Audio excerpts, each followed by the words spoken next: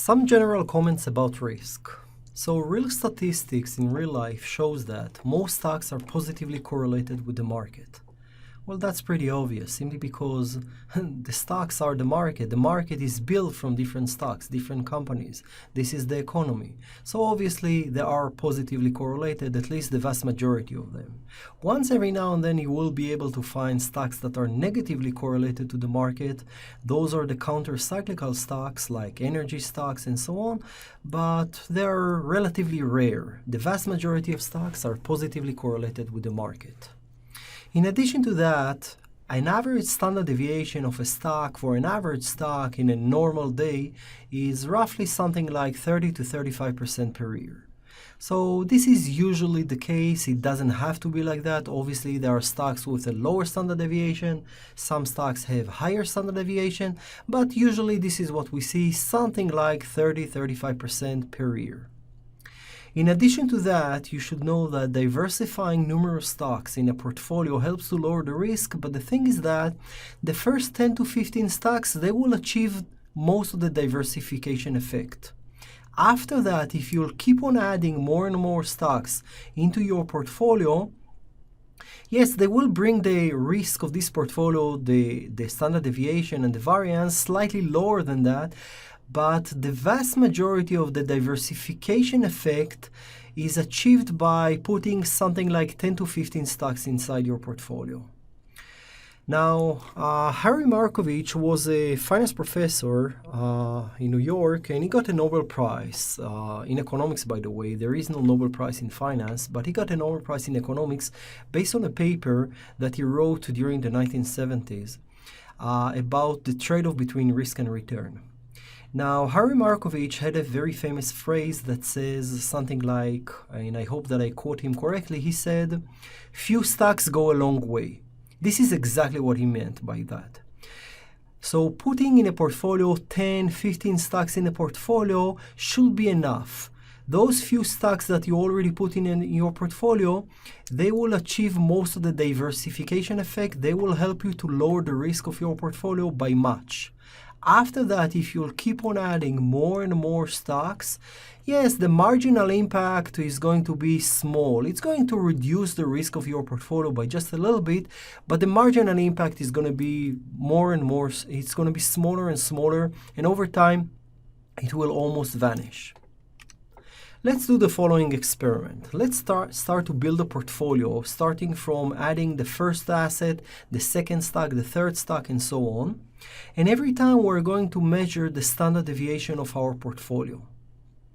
Okay, standard deviation of our portfolio will be a good measure for us as a standalone risk. Just in case I haven't mentioned that before, standard deviation is a good measure for a standalone risk simply because we look at the distribution of returns of something by itself. It can be a stock, it can be a portfolio, but we exclude from the discussion the rest of the world. We just observe what is the volatility of something by itself, a stock or a portfolio by itself. That's why standard deviation is considered as a standalone risk. So let's do the following experiment. On the horizontal axis, we count here the number of stocks in our portfolio. So we start with 0 empty stocks, and then we add the first stock, second stock, third, 4, 5, 6. Over here, we're already at stock number 10. Stock number 15, 20 stocks, 30, 40, and so on and so forth. Over here, we have thousands and thousands of different stocks inside our portfolio. The vertical axis represents the standard deviation of our portfolio. So when we put the first stock, the blue line tracks the standard deviation of our portfolio. With the first stock that we have, an average stock has something like 35% standard deviation per year. So we're already here. After 5 stocks or so, we're already here. We're able to bring the risk of the portfolio to something like maybe 30, maybe 28% standard deviation per year. Those numbers, by the way, are not God-given numbers. They don't have to be like that. Those are just representative numbers for something that usually happens. But don't say that it has to be 35 and it has to be 27, 28% or so.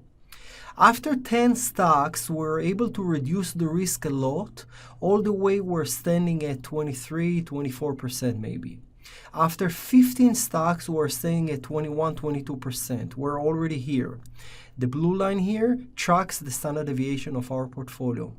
This is exactly what Harry Markovich meant by saying that few stocks go a long way, or the first 10 to 15 stocks, they achieve most of the diversification effect.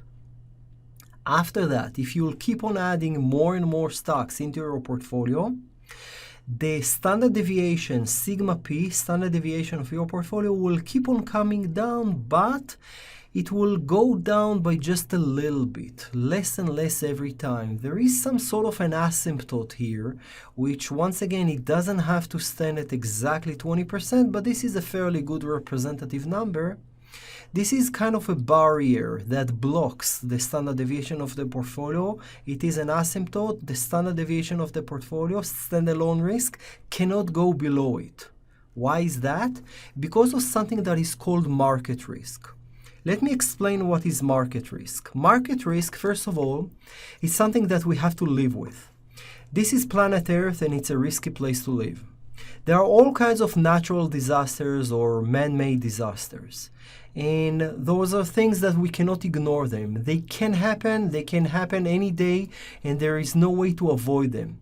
It is possible that one day a huge volcano eruption will take place. It is possible that one day some major earthquake will take place. It is possible that there is a major terror attack, God forbidden, or so on. So market risk are things that can affect the macroeconomy, can be disastrous, and can affect the entire market. Even if you invest in 2,000 stocks, 5,000 stocks, it really doesn't matter. If something so horrendous will happen to the economy, the entire stock market will crash and your portfolio will crash with it. So the market risk is a non-diversifiable risk. You cannot eliminate it by diversifying your portfolio over more and more stocks. This is something that we have to live with it. Market risk is non-diversifiable risk. And in this example, it stands at 20%. This is why, regardless of how many stocks you want to put in your portfolio, you will not be able to reduce the standard deviation of the portfolio below this non-diversifiable risk, unpenetratable risk if you want, the 20% risk area. So standard deviation of the portfolio, the standalone risk, sigma p, can come down, but eventually it will reach this barrier. It cannot go below that. The first 10 to 15 stocks will achieve most of the diversification effect. After that, yes, you can keep on diversifying if you wish, but this is not so much for the diversification effect. This is just maybe for fun, maybe just to portray a better image of your portfolio for marketing purposes. If you're a portfolio manager for mutual funds or so, or sometimes simply because you have the money and you don't know where to put it, so you just diversify it over more and more stocks. But the first 10 to 15 stocks should be more than enough to achieve the diversification effect. Altogether, what we can see here is that the standalone risk that we are measuring by the standard deviation, sigma p, the blue line, is constructed from two things. You have the market risk, which is a non-diversifiable risk, plus this is the area between them. This is called company-specific risk, or if you want, the more scientific word for that is idiosyncratic risk. Altogether, this area, the diversifiable risk, the company-specific risk, which is also called the idiosyncratic risk, plus the market risk, which is a non-diversifiable risk. You have to live with that once you invest in the stock market. Both of them together combine into the standalone risk, sigma p. Here we conclude that market risk or systematic risk, it is the portion of a security standalone risk that cannot be eliminated through diversification. We're going to measure it with beta. This is our next topic. I will explain that in a second. While the idiosyncratic risk or the firm-specific risk, it is diversifiable. This is exactly your job to try to eliminate it or at least reduce it to a minimal level, something that you can tolerate. This is exactly what we're trying to achieve by diversifying our portfolio over different stocks. Our next two models rely on regressions. So first, I would like to refresh your memory a little bit about regressions. First of all, what is a regression? A regression is a scary mathematical term, but basically what it means is a relationship. It's a technique to measure the relationship between two variables, between x and y. We usually put a regression, a linear regression, a straight line regression on a chart where y is on the vertical axis, x is on the horizontal axis. So for example, y in this example is the dependent variable and x is the independent variable. Y depends upon x. Changes in x will affect changes in y. So let's say, for example, that you want to make an experiment to measure the relationship between people's height and their weight. So it's only natural to assume that taller people will have bigger weight, higher weight, simply because, not because they're fat, simply because they have a couple of extra inches. So it makes sense that taller people will weight more, shorter people will weight less. So first of all, to do this experiment, you need to collect observations. So let's say that you collect many different observations about people's height and people's weight. So maybe someone who is 5'11", his weight is 185. Someone who is 5'7", his weight is 166. Another person 6'1", his weight is 193, and so on and so forth. Okay? Here I'm giving only a few examples, but obviously to do a serious investigation, you need to collect thousands of observations. Once you have those numbers, you can put them on the chart. Since we are weighting a weight as a function of y, this will be our dependent variable, this will be our independent variable, simply because the weight depends on the height. This is what we want to measure. Once we know the numbers, we can put dots here on this chart. So each and every height and weight, it's a combination, it will give us a dot. This is for one person, a second person, a third person, a fourth person, fifth person, and so on and so forth. Once you collect thousands of observations, you will have a cloud here. Usually there won't be a line on a straight line, but there will be some sort of a cloud here of many different dots. A linear regression technique, it's a straight line that goes usually through this cloud of dots and will best represent the trend of this cloud. Now in this example, I created here a cloud that tends to kind of upward sloping, simply because we said that it makes sense to assume that the taller the people, the more weight will have, the shorter the people, the less weight they will have. So you have here a cloud of many dots. Each and every dot represents an observation.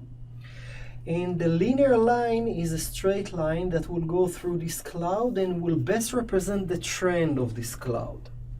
What do I mean by best represent the trend? Pay attention, how do we write a linear line? Here is from here to 0, this is called alpha. Alpha is the intercept, the distance from the origin, from 0. Beta here is the slope. Beta is the slope of this line. To represent a straight line, we say that y is equal to alpha plus beta x. This is how we write a linear line, a straight line. It's the intercept plus the slope times the horizontal axis, x. Alpha is the intercept, beta is the slope. Okay, the question is, how do we find alpha and how do we find beta that will best represent the trend of this cloud? Pay attention that we can play with both variables, the intercept and the slope. We can take this line either up or down. In other words, take this line either up or down, keep it in the same slope, but push it up or down. This will push alpha either up or down. And we can also play with beta, push it either up or down. So you can push this slope either up, it will move like that, or down, it will move like that. So the question is how to find the best alpha and the best beta that will represent the best trend of this cloud. The concept is we want to minimize the errors here. Pay attention, we have many different errors. Errors are distances from each and every dot to this line. Some of the dots are below, some are above, some maybe, if we're lucky, will be exactly on this line. But most of the dots, the observations, will be above or below this trend line, this linear line, the regression line. So we want to minimize those errors. Those errors are called epsilons. Another Greek letter here that is called epsilons. But the thing is that you want to minimize them, not only one, but you want to minimize all of them. If we're able to achieve a regression line that goes exactly on all of the dots, if we're extremely lucky and a regression line goes exactly and touch each and every dot, this will be the best regression line. You cannot get any better than that. But in reality, the dots will not be aligned along a straight line. They will be spread out on a cloud. So we're trying to minimize those errors. So let's try to minimize. But the thing is that you don't want to minimize only one error, one epsilon. You want to try to minimize all of them. So let's try to minimize the sum of all the epsilons. Minimize all the epsilons. Epsilons are EI, epsilon I. Because this is a regression line for all the regression line, but for each and every dot, you have here some epsilon, some mistake here, some residual. Let's try to minimize all the sum of the epsilons. But there is a problem with that. What's the problem? The problem is that some of the dots are above the line, some of them are below. So when you add positive numbers, this is a distance. This error is a distance. It's a number. I can take a ruler and measure it. How many inches or centimeters you have from each and every dot to the line. I can measure them. I can add them. And then simply see each and every line how much is the sum of all the errors. But the problem is that when I sum positives and negative numbers, they will cancel each other. And eventually there will be nothing to minimize here. So the way to mitigate this problem is to raise the error squared first. Any number, error is a number, it's a distance. Once again, I can take a ruler and measure what's the distance from this point to the line. Once I raise this number by squared, it really doesn't matter if it's positive or negative, if it is above the line or below the line. When I raise it to the square, I'm forcing it to become positive. So therefore, all of them, the error squares will be positives. Then I can sum them and then I can minimize them. This is the whole concept between regression. It's called MSSE, minimization of the sum of the squared errors. That's all we need to know about regressions. Altogether, doing this function, you will be able to find the beta of the slope of the regression and alpha, the intercept of this regression. Having said that, I just want to clarify that beta, the slope of the regression, actually gives us more information about the relationship between x and y. The intercept gives us very partial information about the relationship between x and y. But beta gives us more information. When x goes up or down, once you know beta, the slope, when you multiply those changes, it will tell you by how much y is changing, by how much the dependent variable on the vertical axis moves with changes in the independent variable on the horizontal axis. Beta, the slope of the regression, will be a measure of the systematic risk here between x and y, because beta, the slope of this regression, gives us by how much y will change once x will change. Beta will be for us a measure of risk. The systematic risk, it's the risk then when x will change, y will change.